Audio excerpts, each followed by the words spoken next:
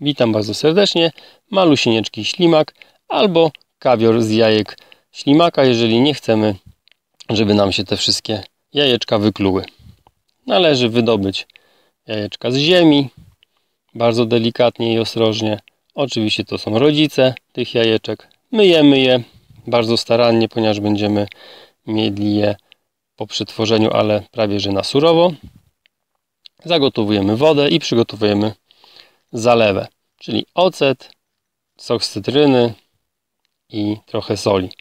Proporcje mam niestety zbyt duże, za dużo octu, no ale to pierwszy raz, więc będzie trzeba jakoś sobie pomyśleć. 8 gram, tak naprawdę to kupny taki kawior z jajek ślimaka za kilogram to jest około 2000 euro, czyli ponad 8000 zł.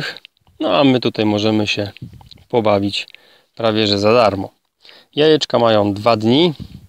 Nie wiem, jakby wyszedł ten kawior, gdyby te jajeczka w ziemi siedziały dłużej, a marynowały się, czy przygotowywały się w tej zalewie cytrynowo-octowej też 2 dni. No i w efekcie powypływały na wierzch i cały czas trzeba je trzymać w lodówce, nakryte folią spożywczą. Do lodówki powędrowały i 2 dni tam siedziały. Już zaczęły właśnie wypływać na wierzch. Po 2 dniach można zobaczyć, co z tego wyniknęło.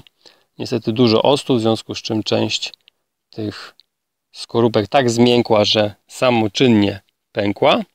I tak naprawdę dosłownie kilka jajeczek miało taką już fajną strukturę tego kawioru, że pękał pod zębami.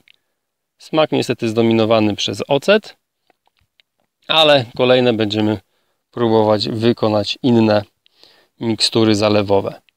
W literaturze jest podane, że można bez octu, a ze skrobią. Będzie też taki test później przygotowany, jak będą kolejne wyrzuty jaj do ziemi. No i taki mały ślimaczek albo kawiorek. Smacznego, bardzo dobre. Witam bardzo serdecznie. Malusieńki